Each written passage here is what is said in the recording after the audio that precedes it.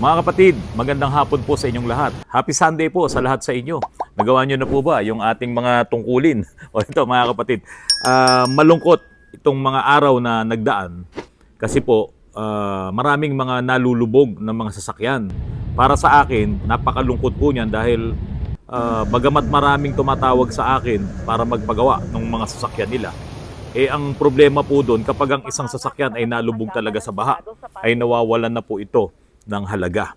Ngayon mga kapatid, kanina lamang ay malakas na malakas ang ulan dito po sa amin sa Antipolo. Sobrang dilim po talaga kanina. At nung bumuhos po yung malakas na ulan na yon, nag-check na po kami diyan sa Ortigas, nag-check na po kami dito sa ibang lugar po sa Rizal at marami po talagang binahana naman. So hindi na po talaga may iwasan talaga yung mga pagbaha na yan. Sabi nga ng Pangulo natin nung mga nakaraang bagyo, yan na raw po yung new normal. Pero ito mga kapatid, kapag ang inyong sasakyan ay nabaha, sabi ko nga kanina, nawawalan na po ng saysayan. Mga kapatid, ayaw ko po sanang gawin yung vlog na ito. Dahil nga po, mainit na mainit pa itong usapan dito sa flood control po na ito at mga ghost project. Hindi po natin bibigyan ng anggulong politika itong vlog ko po na ito. Pero kasi, kailangan po na makarating din sa mga kinauukulan. Nakapanghihinayang po kasi talaga itong mga ari-arian na nasisira, nawawalan ng halaga. Marami pong mga nakabili sa atin ng sasakyan, hulugan lamang yung karamihan dyan. At meron naman ding mga sasakyan na natapos na yung kanilang warranty sa mga kasa, natapos na rin yung kanilang comprehensive insurance. At meron naman din po talagang mga nakabili ng sasakyan na kahit na maganda pa yung sasakyan niya, hindi niya ito kinukuha ng comprehensive insurance dahil nga hindi sila naniniwala dito sa mga insurance na ito. Katulad na lamang nitong expander na dinala po sa amin dito na tinanggihan ng insurance, na deny siya sa insurance, ang nangyari pa dito, siya pa ang sinisi dahil isinugo daw po niya sa baha.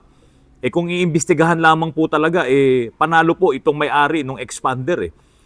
Kasi hindi naman niya talagang sinadya na isugod sa baha. Napunta siya doon sa gutter deep, kaso biglang lumakas ang ulan, tumaas pa ng tumaas yung tubig baha. Pero ito po mga kapatid, kapag po nabaha na ang inyong sasakyan, nawalan na po siya ngayon ng halaga. Dahil kapag po nalaman ng bibili, halimbawa gusto niya nang ibenta yung sasakyan, itong expander, 6,000 lang po ang tinakbo nito, 6,000 kilometers. Ngayon, gusto niyang ibenta to, kapag nalaman po na flooded itong sasakyan na ito, wala na tong halaga. Yan po ang nangyayari. Dahil hindi ka naman bibili ng mahal na presyo ng sasakyan kung alam mong ito ay lubog sa baha. Kaya ang mangyayari ngayon dito, mapupunta ito sa mga ahente, sa mga nagba-buy and sell. Mapupunta yan dyan. At itong nagba-buy and sell, tatawaran talaga ng mura yan at sasabihin nilang sila na ang bahala, sila na ang magpapaayos. Talaga? Magpapaayos o magre-remedyo o gagawa ng kalukuhan itong nabiling murang sasakyan. Re-remedyohan lamang po nila yung mga pyesa. At kung talagang wala ng remedyo, meron pa po silang mga hokus-pokus na gagawin. Alam niyo mga kapatid, meron kaming ginagawa ngayon dito sa amin. Napaandar na namin, na-overhaul na namin ang makina, binuksan namin ito. Pinalitan yung mga naapektuhan ng baha. Pinalitan na rin namin ang timing belt kasi halos maputol na rin pala ito. Ito pong Ford EcoSport po na ito, napakamalas talaga. Kapatid din po ang may-ari. 2 beses na po itong nabaha. Itong ang pangalawa, itong dinala po sa amin. Ngayon, doon pa lamang po, sa unang pagkakabaha nito, ay gumastos na po sila ng 220,000 pesos. Maraming pinabili sa kanilang mga modules, maraming mga pinalitan doon sa kanyang transmission dahil ito po ay DCT. Tapos eto na naman, makalipas lamang ang ilang buwan, nabaha na naman itong ang nagdaan na 3 magkakasunod na bagyo. Dinala sa amin, tinow itong EcoSport po na ito. Yun yung naalala ko, na-i-vlog ko pa to, na pinatanggal ko yung module doon sa ilalim ng passenger seat at driver seat para kung sakaling lagyan ng power ay hindi madadama yung mga modules na yon, pati yung ECU. Ngayon, inayos na namin ito. Okay na siya, napalitan na namin yung pyesa sa transmission. Yung tumatakbo na to, kaso meron siyang dragging at meron siyang check engine. Hinanap namin yung problema nung dragging na yon at lumalabas nga po sa aming mga pag-i-scan, sa aming pag-diagnose dito, ay may problema siya sa transmission. Nung nilaliman pa namin yung aming pag-diagnose dito, nalaman namin na hindi gumagana yung hill assist, yung paakyat, no? Nag-a-assist siya na hindi siya aatras. So hindi gumagana ngayon yung hill assist po na yon. Eto na. Nung dinugtungan pa namin yung aming pagre-research dito, yung aming pagda-diagnose, sira po pala yung kanyang ABS assembly, yung anti-lock braking system assembly. Kasama yung module, kasama mismo mong aparato na dinadaanan ng brake fluid. Pero mga kapatid, wala kang makikita doon sa panel gauge na may problema ang braking system nito. Kasi pag may problema po ang inyong ABS, makikita niyo yung dilaw na logo ng brake. Yan ay umiilaw. Hindi siya mawawala. Kahit na ibaba mo ang handbrake mo, nakailaw pa rin siya, yung dilaw na yon. At talagang lalabas, may problema yung ABS. Hindi namin nakikita yon. Pero sinasabi ng scan na sira talaga yung ABS niya. Ano po ang ginawa nung huling mekaniko na humawak nito? Nako mga kapatid, tinakpan niya yung yung ilaw nung ABS na yon. Kumuha siya ng manipis na kulay itim na papel at isiningit niya doon sa ilalim mismo nung panel gauge. Meron po kasing parang film na plastic yun no? Pag inangat mo yun doon sa ilalim, matatakpan mo na ngayon yung sinag ng ilaw para doon sa ABS. Tinakpan po yun. Kaya pala walang makita na problema doon sa ABS. At ngayon, yun na lamang po ang natitirang issue nitong EcoSport na ginawa namin. Kailangan makabili ng anti-lock braking system na assembly at yun po ay nagkakahalaga ng 60,000 pesos. Napakamahal. O di ba? Biro mo, flooded na yung sasakyan mo, ang dami na nang nagastos mo, almost 200,000 dun sa una at ngayon sa amin nakaka 100 plus na rin dahil nagpalit na rin po ito ng mga DCT clutches, malaki na po yung gagastusin niya. Kaya ang nangyayari dito, kung ganun din lamang ang gagastusin niya, ibebenta ngayon niya to sa mga ahente ng buy and sell. Pero wala na, napakalaki na po ng gastos. Siguro kung nabili niya po ito ng mga 300,000 itong EcoSport na to, ay lampas pa po ngayon doon ang magagastos niya dahil nga pangalawang lubog na po sa baha. Ngayon naayos na namin, meron pa palang problema. Yun nga po yung ABS system. At iyan po ang ginagawa nitong mga nagba-buy and sell.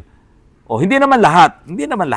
Pero yung talagang naghahanap ng mga murang maibebenta at may kakutsaba po silang mga mekaniko, yan ang kanilang ginagawa. Hindi ang kayang gawin, i-DIY ng mga ordinaryong mga DIYers. Or kahit sabihin mong marunong magmekaniko, yung may-ari nun, hindi niya yan basta-basta gagawin. Ang gumagawa talaga niyan, itong mga bogus na mga nagba-buy and sell. Mga kapatid, isa pa lamang po ito doon sa mga diskarte nitong mga bogus na buy and sell, itong mga madadayang buy and seller, pati yung mga kakutsaba nilang mekaniko. Ngayon, maraming mangyayaring ganito. Dahil ito na naman ang mga pagbaha, marami na rin pong tumatawag sa akin na mga nalubog na sasakyan, kaya lang hindi na po kasya rito, kaya kinokontrol natin. Baka ngayon, makabili ka ng sasakyan na galing sa baha, tapos ang presyo napakamahal pa.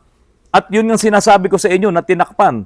Yung ilaw, no, yung warning light ng ABS, tinakpan yun para lang makalusot. Marami silang ginagawang ganitong mga diskarte, mga pandaraya. Kaya kung bago ang iyong sasakyan, bagong labas sa kasa, ikuha mo talaga ng insurance yan. Humanap kayo ng magagandang mga kumpanya, yung hindi kayo pababayaan. Marami naman po yan. Piliin nyo na po yung Stronghold saka yung Milestone. Mag-ama po ang may-ari niyan. Talagang madali po silang lapitan. Mga kapatid, pansinin nyo po ito inilista ko na po. Bibili tayo ng sasakyan, may tax yan pag brand new ang binili mo. At yung iba rin, kahit second hand, may mga taxes din po yan kapag bumili ka ng sasakyan. Bibili tayo ng mga accessories, may tax yan. Bawat bilin mong accessories sa mga tindahan, sigurado may tax yun. Maliit man yan, pupunta sa gobyerno dahil hihingi ka ng resibo. Kaya po, pag bumili kayo ng kahit na anong bagay para sa sasakyan nyo, humingi kayo ng resibo. Magpapa-maintenance tayo, may tax po yan.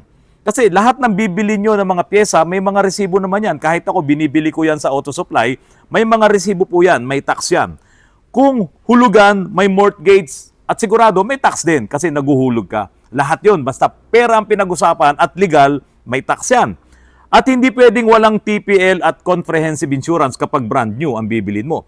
Ngayon, kung second hand ka na, kapag nagrehistro ka, ay mayroon pa ring insurance yan, yung third party liability na insurance or yung TPL. Sa registrations, ito po mga kapatid, may binabayaran din po tayong road users tax. Every time na magre-rehistro ka ng sasakyan mo, may binabayaran doon. At lahat ng pera na ilalabas mo papasok sa LTO, lahat po yan ay may taxes. Kaya hindi po tayo makakalusot. Basta ikaw ay mayroong sasakyan, may ilalabas kang pera. Ano pa? Kapag may sasakyan tayo, luma man o bago, pribado man o pang negosyo, may buwis. So, ibig sabihin lang mga kapatid, bawat apak mo ng accelerator mo, bawat piga mo ng silinyador, diesel man or di gasolina ang iyong makina, mayroong tax na binabayaran dahil nagpapakarga ka ng gasolina, nagpapakarga ka ng diesel, nagpapalit ka ng langis, naglalagay ka ng coolant, naglalagay ka ng brake fluids, lahat yan, lahat ng bibilin mo sa sasakyan mo. Ang gulong mo, napupudpod. Pagbili mo ng gulong, may tax yan. Ibig sabihin, lahat ng mga may sasakyan ay nagbabayad ng buwis para doon sa paggamit ng kanilang mga sasakyan. Pagparada mo sa mga parking lots, magbabayad ka ng parking fees, may tax yan. Pagpasok mo ng NLEX, pagpasok mo ng SLEX, lahat ng mga superhighways, yung toll fees, may tax yan. Sa mga stickers lang natin sa mga subdivision, kapag ka wala kang stickers, hindi ka papapasukin. O may tax pa rin yan. Lahat po yan ay napupunta sa gobyerno. Yung mga taxes na yan. So lahat ng may sasakyan, itong sektor na to, lahat po tayo ay nagbabayad ng tax. So yung pera na ginagamit ng gobyerno para dito sa mga projects na yan, sa flood control, posible, portion po niyan ay nanggaling po sa mga taxes nitong lahat ng tao na mayroong sasakyan. Mapa 4 wheels, mapa 10-wheelers, mapa 2 wheels, mga motorsiklo, mapa bisikleta, kapag ikaw ay mayroong sasakyan, bawat bili mo ng gamit, bawat pag-maintain mo ng mga sasakyan na ito, mayroon tayong binabayad na buwis sa ating gobyerno. Hindi deserve ng mga may-ari ng sasakyan na dumaan tayo sa baku-bakong lugar o parang off-road, sa mga lumulubog na kalsada, tapos katulad ditong expander, dumaan siya sa gutter deep na baha, biglang lumakas ang buhos ng ulan, nalubog na yung sasakyan, hindi na ngayon sinagot ng insurance, kawawa. Kawawa tayo na regular tayong nagbabayad ng buwis natin sa bawat sakay mo sa sasakyan mo. Kapag yan ay pinaandar mo, unti-unti man siguro yung taxes na hindi mo napapansin na binabayad mo dahil unti-unting naubos yung gasolina eh. Unti-unting napupudpud yung gulong mo eh. Pagbili mo ng bagong gulong, pag pakarga mo ng gasolina, pakarga mo ng diesel, may tax yun eh, hindi pwedeng wala eh. Tayo pong lahat ng mga may sasakyan, hindi natin deserve na tayo ay dayain pa nitong mga nagbabuy and sell. Hindi natin deserve na tayo ay makabili ng mga peking pyesa sa mga auto supply. Hindi rin natin deserve na kapag ka nagkamali ka lang ng konti diyan sa EDSA or dito sa Metro Manila, nakatingin sa'yo ang mata ng computer, ng NCAP, tapos iyon ang maghahatol kung ikaw ay may kasalanan o wala. At kapag ka ikaw ay may kasalanan, may ticket ka, bayad ka na naman. Kaya po, sa mga nangyayaring problema ngayon sa lipunan natin, lalong-lalo na pagdating dito sa transportation, magaling yung ating transportation secretary. Nakikita nila yung mga problema, yung mga paglabag. Pero dito po sa nangyayaring pagbaha-baha ngayon na ito, ano po ba ang masasabi nila? Lugin-lugi po tayo, nagigisa tayo sa sarili nating mantika. Bawat piga natin ng ating silinyador ay may tax tayong binabayaran. Pero ngayon, nagkakaproblema tayo sa ating mga sasakyan. Maaaksidente, malulubog sa baha, no? Na makakabili ka ng mga ganito sira-sirang mga sasakyan, tapos mga insurance, hindi ka tutulungan, sana nakikita rin po yan ng ating gobyerno. Kasi napakalaki rin po pala ng sektor to. Kahit sabihin mong mayaman ka or mahirap ka, kapag may sasakyan ka, pasok ka po dito sa mga problemang nangyayari. Ayoko pong bigyan ng anggulong politika dahil ang gulo-gulo po talaga kasi nila. Diyan po, yung mga sinasabing mga ghost project na yan, ayoko nang talakayin yan. Bahala na po dyan si Senator Marcoleta. Pero dahil sa walang representante itong sektor na to, diba? Walang nagre-represent natin diyan sa Congress. Pero kung meron man na maglalakas ng loob na mag-represent nitong sektor na to, itong tayo na mga gumagamit ng mga sasakyan, na parang hindi naman bumabalik sa atin yung ibang mga dapat nating pakinabangan. Road user tax, tapos yung mga kalsadang dinadaanan natin, sira-sira. Tapos dito sa subdivision namin, sira-sira yung kalsada. Ang mahal-mahal ng sticker. Kasi nga po, hindi naman nila i-turn over sa gobyerno yung kalsada. Binabayaran nila yung amilyar nun para magbayad din naman kami ng mga mamahaling sticker diyan po sa subdivision namin. Kaya po, kung mayroong tatayo na magre-represent dito sa isang sektor na to na sinasabi ko, okay po yun. Pero kung madadagdag lang itong representante na to diyan sa mga buhaya, sasabi nila, wag na lang. Okay na lang siguro to, pagtiyagaan na lang natin. Antabayanan po natin yung iba pang magiging kaganapan kapag pinag-usapan ay sasakyan. Kapag natuloy yung plano ng LTO na hindi na irehistro yung mga kulang-kulang ang dokumento kasi hindi mo mapapatransfer ang ownership sa'yo, malaking problema na naman yan. Kaya po mga kapatid, dapat yung mga sasakyan nyo na kulang-kulang ang mga papeles, ngayon pa lang ayusin nyo na po yan. Mga kapatid, maraming salamat sa patuloy na pagtangkilik nyo po sa aking channel. Hindi ko kayang kumpletuhin itong vlog na to kasi naangguluhan ng politika. Kaya kung ano man po ang inyong maidadagdag po dito, bahala na po kayo. Sabihin nyo lahat ang gusto nyong sabihin sa nangyayari po sa transportasyon dito po sa Pilipinas. Mga kapatid, maraming salamat. Magandang hapon po sa inyong lahat.